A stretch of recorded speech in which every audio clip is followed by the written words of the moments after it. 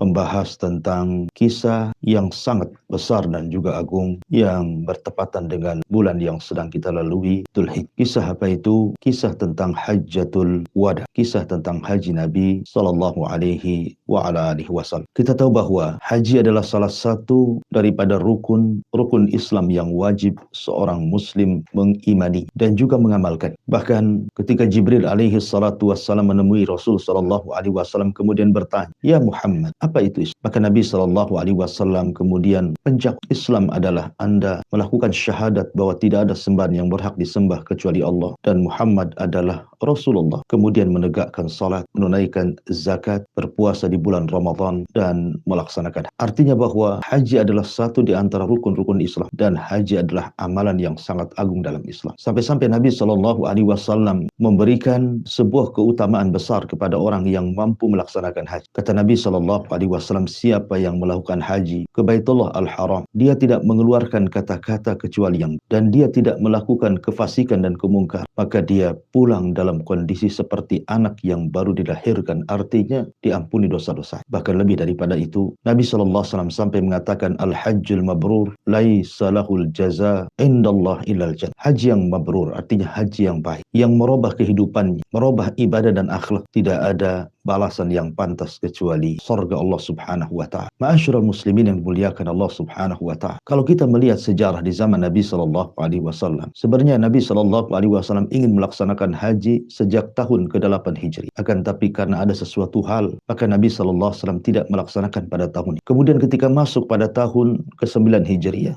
yang disebut dengan Amul Wufud, di mana banyak kabilah-kabilah hampir mencapai 100 lebih kabilah datang kepada Nabi sallallahu alaihi wasallam untuk mengislamkan diri-diri mereka. Dan ini adalah misdaq firman Allah subhanahu wa ta'ala dalam Al-Quranul Karim, idza jaa nasrullahi wal fath wa ra'aitan nas yadkhuluna fi dinillahi afwaja fasabbih bihamdi rabbika wastaghfir innahu kana tawwab. Apabila telah datang nasrullah, kemenangan Allah, baik di Badar ataupun di perang-perang yang lainnya seperti Khaybar atau yang lain, dan juga peristiwa pembebasan kota Mekah, maka engkau akan lihat banyak manusia berbondong-bondong datang kepadamu untuk masuk ke agama Allah subhanahu wa ta'ala. Dan itu terjadi pada tahun yang disebut dengan Amul Wufud, pada tahun ke-9 Hijriah. Sebenarnya yang paling mempengaruhi keislaman banyak kabilah adalah ketika Nabi sallallahu alaihi wasallam melakukan pembukaan kota Mekah atau disebut dengan Fathu Mekah. Kita tahu bahwa peristiwa Abrahatul Asram yang menyerang Ka'bah masih terngiang di telinga orang-orang Arab. Bahkan sebagian mereka terus mengintai, apakah peristiwa ini akan terulang dengan pembebasan kota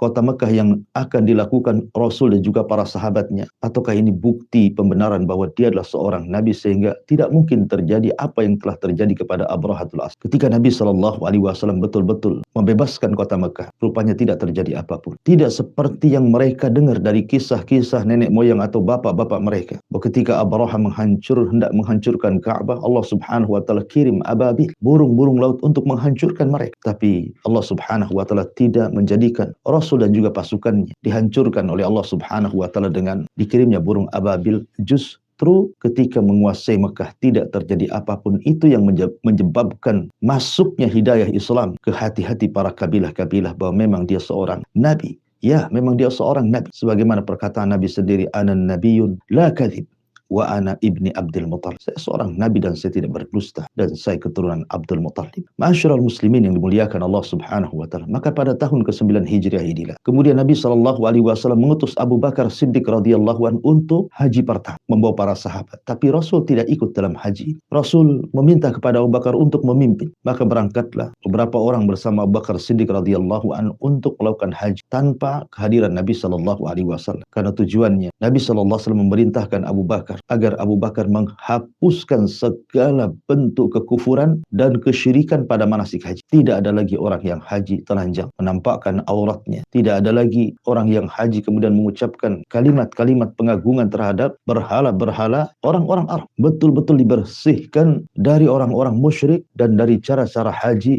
ala jahiliyah, dan dikembalikan kepada cara haji yang diajarkan oleh Nabi Allah Ibrahim alaihi salatu wassalam. Itulah kenapa Rasul mengutus Abu Bakar Siddiq radhiyallahu anhu untuk haji lebih dahulu. Baru setelah pada tahun ke-10 Hijriah, maka Nabi sallallahu alaihi wasallam mengumumkan untuk melaksanakan. Tentu ini sebuah kebahagiaan bagi kaum muslimin. Mereka ingin haji bersama Nabi sallallahu alaihi wasallam. Mereka ingin belajar manasik haji kepada Nabi sallallahu alaihi wasallam yang sebelumnya mereka tidak tahu cara haji yang benar. Makanya Nabi sallallahu alaihi wasallam bersabda, "Khudhu anni manasikakum." Khudhu anni manasikakum. Ambillah manasik haji kalian dari aku. Ma'asyiral muslimin yang dimuliakan Allah Azza wa Jalla. Banyak peristiwa yang hendak saya ceritakan, tetapi juga waktu dalam perjalanan Nabi sallallahu alaihi wasallam dari Madinah menuju Mekah. Saya akan mengambil poin-poin penting dari kisah haji wada'nya Nabi sallallahu alaihi wasallam. Ma'asyiral muslimin yang dimuliakan Allah Subhanahu wa taala. Ketika Nabi sallallahu alaihi wasallam sudah mulai mengajak kaum muslimin sehingga jumlah mereka sampai 130.000 orang lebih yang ikut dalam haji Nabi sallallahu alaihi wasallam, bergabungnya berbagai macam kabilah, baik rombongan-rombongan atau pribadi-pribadi mengikuti haji Nabi sallallahu alaihi wasallam bertolak dari Madinah menuju Mekah. Dan ini peristiwa yang luar biasa, kemenangan Islam, idharu quwwatil Islam. Bagaimana Allah tampakkan kekuatan Islam. Mereka bergerak dalam satu komando yang langsung dipimpin Nabi sallallahu alaihi wasallam. Mereka bertalbiyah, labbaik Allahumma labbaik. Aku penuhi panggilanmu ya Rabb, aku penuhi panggilanmu ya Rabb. Maka Nabi sallallahu alaihi wasallam terus bertalbiyah mulai daripada miqat yang sudah ditentukan sampai menuju Mekah. Walaupun terkadang Nabi sallallahu alaihi wasallam lewat di beberapa lembah kemudian berhenti dan bertanya, lembah apa ini? Maka sebagian sahabat mengatakan, Wadil Azraq wahai Rasul, lembah Azraq wahai Rasul. Kemudian Nabi sallallahu alaihi wasallam seolah-olah diperlihatkan para nabi. Kata Nabi sallallahu alaihi wasallam, aku seolah-olah melihat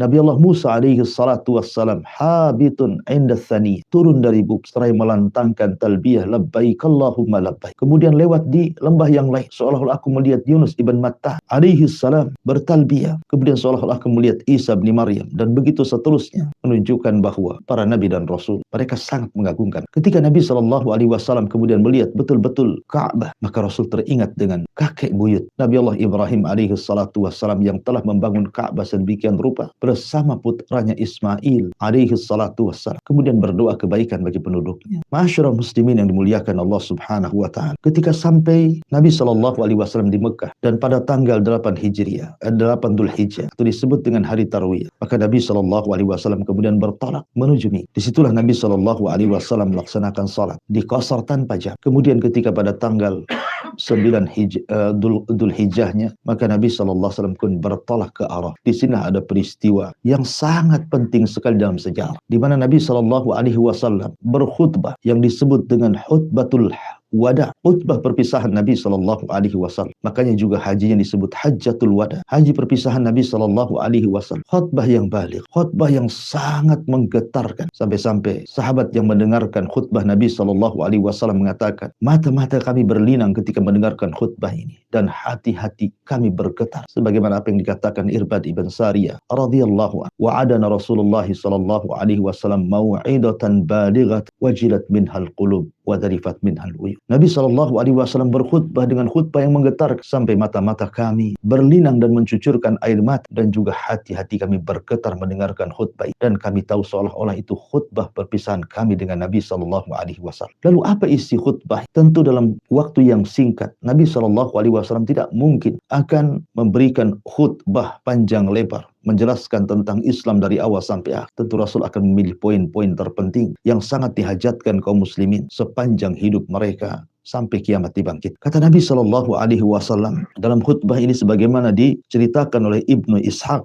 seorang pakar sejarah. Nabi sallallahu alaihi wasallam setelah mengucapkan hamdalah, kemudian mengucapkan salawat, memuji Allah Subhanahu wa taala, kemudian beliau pun menasihati para sahabat agar tetap di atas ketakwaan mereka kepada Allah Subhanahu wa ta'ala. Kemudian Rasul mengatakan, amma ba'd ayyuhan nas isma'u minni, wahai manusia dengarkan ucapan wakilu dan pegang, ubayyinu lakum fa inni la adri la'alli la alqakum ba'da ami hadha fi mauqifi hadha abada. Boleh jadi ini khutbahku terakhir, boleh jadi setelah hari ini dari tempatku ini aku tidak mungkin berjumpa lagi dengan kalian, boleh jadi setelah tahun ini aku tidak mungkin lagi berjumpa dengan kalian. Maka dengarkan khutbah, pegang, perhatikan. Kata Nabi sallallahu alaihi wasallam, ayyuhan nas inna dima'akum wa amwalakum wa a'radakum haramun ka hurmati yaumikum hadha fi baladikum hadha fi syahrikum hadha. Kata Nabi sallallahu alaihi wasallam, ingatlah wahai manusia, darah-darah kalian, harta-harta kalian, kehormatan kalian terjaga dalam Islam seperti terjaganya bulan ini, bulan Dzulhijjah, seperti terjaganya negeri ini, negeri Mekah, seperti terjaganya hari ini, hari Arafah. Kemudian Nabi SAW mengatakan, ala hal balag, ingatlah aku sudah sampaikan ini kepada kalian. Allahumma syad, ya Allah saksikan. Ma'asyiral muslimin yang dimuliakan Allah subhanahu wa ta'ala. Lihat bagaimana Nabi SAW mengingatkan kepada kaum muslimin pada khutbah Hajjatul Wada ini. Sebuah perkara yang sangat penting sekali, yang berkaitan dengan darah, berkaitan dengan harta, dan berkaitan dengan kehormatan. Karena ini yang banyak kemudian dilanggar oleh kaum muslim. Betapa banyak urusan darah hari ini. Jadi urusan yang sangat remeh, seolah-olah darah itu tidak berharga. Orang membunuh dengan sekehendaknya tanpa ada alasan yang benar. Bahkan apabila ditanya orang yang membunuh tidak tahu apa alasan. Orang yang dibunuh lebih tidak paham lagi kenapa bisa dibunuh. Dan itu tanda-tanda dekatnya hari kiamat. Kemudian soal harta, ini pun banyak dilanggar kaum muslimin. Betapa banyak kaum muslimin yang mengambil hak orang lain, mencuri, merampok, korupsi, memakan harta yang diharamkan Allah subhanahu wa ta'ala. Persis seperti yang disabdakan Nabi SAW. Sayati alaikum zaman, akan datang zaman di mana seseorang la yubalil mar'u bima akhadal mal. Orang itu tidak peduli bagaimana dia mencari harta, amin halalin atau min haramin, apakah dari harta yang halal ataukah dari harta yang haram, dan itu sudah berlaku. Kemudian soal kehormatan, betapa banyak hari ini kehormatan seorang muslim tidak pernah dijaga. Orang mudah mencaci, orang mudah memaki, orang mudah merendahkan, menghinakan, menggibah saudara. Makanya Nabi SAW mengingatkan 3 persoalan penting dalam kehidupan manusia. Ingat, darah kalian harus dijaga, harta kalian, dan jangan pernah merobek kehormatan seorang muslim. Maka Rasulullah SAW mengingatkan sebuah perkara besar. Inna dima'akum wa amwalakum wa a'radakum haramun kahurmati yaumikum hadha. Ingatlah darah kalian, harta kalian, kehormatan kalian terjaga dalam Islam. Kemudian kata Nabi SAW, "Faman kanat indahu aman, falyu'addiha ila man i'tamanahu alaih." Kemudian Nabi SAW mengingatkan soal amanah. Barang siapa yang telah diserahi amanah, tunaikanlah amanah itu kepada yang berhak menerimanya. Ya, karena kejujuran di zaman sekarang sudah amat bahkan terasa lambat. Jangankan di zaman sekarang, di zaman para sahabat Nabi SAW, sebagaimana yang dikisahkan Umar bin Khattab radhiyallahu anhu. Ketika Umar bin Khattab radhiyallahu anhu malam-malam kemudian keluar, kemudian melihat ada satu tenda yang masih nyala. Kemudian Umar pun mendengarkan percakapan orang yang dalam tenda. Rupanya yang didengarlah percakapan seorang ibu dan juga anak putri. Kata seorang ibu ini mengatakan, wahai anak, bagaimana kalau seandainya besok kita berjualan susu dan kita campurkan air susu ini dengan air putih supaya banyak untungnya. Tapi anak ialah anak yang saleh, mengingatkan ibunda dan mengatakan, wahai ibunda, bukankah Amirul Mukminin Umar bin Khattab radhiyallahu anhu sudah melarangnya? Kata ibundanya, bukankah dia tidak? Dan tidak mendesak. Maka wanita ini kemudian terus mendesak anaknya untuk berlaku curang. Tapi anak sekali lagi anak yang saleh. Dia mengatakan, wahai ibunda, kalau seandainya Amirul Mukminin tidak tahu dan tidak mendengar, bukankah Amirul Mukminin punya Tuhan? Dan Tuhan Amirul Mukminin adalah Tuhan kita juga. Sebagaimana dia mendengar apa yang diucapkan Amirul Mukminin, dia pun mendengar ucapan apa yang kita ucapkan hari. Maka ibunya sadar. Dan Umar bin Khattab yang mendengar percakapan itu menjadi takjub luar biasa. Sampai akhirnya dia pun menikahkan dengan salah satu putranya yang kemudian turunannya adalah seorang khalifah yang sangat agung, Umar ibn Abdul Aziz rahimahullahu ta'ala radhiyallahu. Ma'asyiral muslimin yang dimuliakan Allah subhanahu wa ta'ala. Kalau seandainya kejujuran saja di zaman Amirul Mukminin sudah sangat lama, bagaimana pula di zaman sekarang? Makanya Nabi SAW berusaha untuk mengingatkan soal amanah. Bahwa amanah itu datang dari Allah subhanahu wa ta'ala. Jangan sampai setiap orang yang diberikan amanah kemudian dia robek amanah itu dan berkhianat. Karena betapa banyak orang-orang yang diberikan amanah oleh Allah berupa kepemimpinan, jabatan. Terkadang dia tidak menggunakan jabatan dan kepemimpinannya di jalan Allah subhanahu wa ta'ala. Justru dia gunakan hanya untuk mengejar dunia dan nafsu saat mereka, ataupun orang yang diberikan harta, mereka tidak gunakan harta itu di jalan Allah subhanahu wa ta'ala, dan tidak menganggap bahwa harta itu datang dari Allah, dan Allah akan mempertanyakan soal harta yang Allah amanahkan kepada anda. Atau mungkin Allah berikan amanah kepada kita, anak, istri. Terkadang banyak kepala rumah tangga tidak pernah menjaga amanah dari Allah subhanahu wa ta'ala, menelantarkan istrinya, menelantarkan anak, bukan dari segi ekonomi, tapi dari segi pendidikan tidak diarahkan kepada agama, sehingga menjadi keluarga yang tidak ada ketaatan kepada Allah subhanahu wa ta'ala. Allah mengatakan, ku anfusakum wa ahlikum nara. Jaga diri kalian dan keluarga kalian dari api neraka. Kemudian setelah itu Nabi SAW mengingatkan kembali soal budaya buruk jahiliyah. Apa budaya buruk jahiliyah? Melakukan transaksi riba yang diharamkan dan juga dendam kesumat yang tiada berakhir kecuali dengan pembunuhan. Kata Nabi SAW, wa inna kula riban maudu'un walakin lakum ru'usu amwalikum la tadlimuna wa la tudlamun. Qadallahu annahu la riba wa inna riba Abbas ibni Abdul Muttalib maudu'un kulluhu wa inna kula damin kana fil jahiliyati maudu'un wa inna awwala dima'ikum ada'u damu ibnu Rabi'ah ibn al-Harith ibn Abdul Muttalib kana mustardian fi bani Laitsin faqatalathu Hudailun fahuwa awwal ma abda'u bihi min dima'il jahili. Kata Nabi SAW, ingatlah bahwa semua aktivitas riba kuhapuskan di bawah kaki, dan kalian cukup mengambil modalnya tanpa harus mengambil ribanya. Dan Allah Subhanahu wa ta'ala sudah memutuskan tidak ada riba dalam Islam. Dan aku katakan bahwa riba yang pertama kuhapuskan adalah ribanya Abbas ibn Abdul Muttalib, maka semuanya kuhapuskan di bawah kaki, termasuk juga dendam kesumat jahiliyah yang kemudian berakhir dengan pembunuhan dan juga pertumpahan darah, maka aku hapuskan dalam Islam. Dan yang pertama kali kuhapuskanlah darahnya Rabi'ah ibnul Haris ibn Abdul Muttalib. Dulu dia disusui oleh Bani Laith, kemudian dibunuh oleh Hudzail, maka dialah yang pertama kuhapuskan dari darah-darah jahiliyah. Artinya tidak ada lagi dendam kesuk. Kalau memang ada orang yang melakukan pembunuhan, maka cukup dilakukan kisah. Yang dibunuh adalah orang yang membunuh, bukan kemudian orang yang tidak bersalah kemudian juga ikut terlibat, menjadi sebuah dendam yang sangat besar, sehingga ketika ada dua kelompok kemudian berperang, kemudian salah satunya korban, akhirnya kemudian kelompok yang merasa dirugikan karena telah menghilangkan satu nyawa dari mereka, mereka pun harus menuntut darah dan balas tanpa melihat siapa yang membunuh dan siapa yang tidak membunuh. Ma'asyiral muslimin yang dimuliakan Allah Subhanahu wa ta'ala. Dan Nabi SAW ingatkan soal riba, ya, karena riba itu perkara yang sangat bahaya. Seandainya orang memakan 1 dirham uang riba saja, dosanya lebih besar dibandingkan orang berzina dengan 36 wanita pelacur. Menunjukkan bahwa dosa riba itu besar. Sampai-sampai Allah Subhanahu wa ta'ala juga mengatakan, kalau seandainya kalian tidak berhenti, fa'danu biharbin minallahi wa rasul, berarti kalian mengiklankan perang bagi orang-orang yang tidak berhenti riba. Anda sedang mengiklankan perang dengan Allah dan Rasulnya. Na'udzubillah. Ma'asyiral muslimin yang dimuliakan Allah Subhanahu wa ta'ala. Kemudian setelah itu Nabi SAW mengingatkan tentang peran syaitan, bahwa syaitan itu sudah putus asa untuk disentuh, tapi syaitan punya dua cara, kata Nabi SAW, walakin bitahrisi bainak, inna syaitan qad ya'isa an yu'bad fi ardikum walakin bitahrisi bainak. Ya, syaitan memang sudah putus asa untuk disembah di negeri kalian, akan tetapi syaitan punya senjata untuk memecah belah kalian. Ataupun walakinnahu an yuta'a fima siwa dhalik faqad radiya bihi mimma tahkiruna min a'malikum fahdaruhu ala dinikum. Atau boleh jadi syaitan dia berusaha untuk merayu dan menggoda kalian sehingga kalian mulai meremehkan perkara-perkara kebaikan, maka jagalah agama kalian. Terkadang ada orang yang kemudian mengatakan, ini kan sunnah saja, tidak ada masalah. Oh, ini dosa kecil saja, tidak ada masalah. Oh, tidak ada masalah, nanti juga saya bisa bertobat ketika usia sekian dan sekian. Mulailah orang meremeh, mulai daripada melakukan hal-hal yang tidak bermanfaat, sampai kemudian meninggalkan sunnah-sunnah Nabi SAW yang berakhir boleh jadi kemudian sampai meninggalkan kewajiban yang Allah wajibkan kepada kita. Dan itu khutuwati syaitan, langkah-langkah syaitan yang akan menggoda anak Adam. Ma'asyiral muslimin yang dimuliakan Allah Subhanahu wa ta'ala. Kemudian Nabi SAW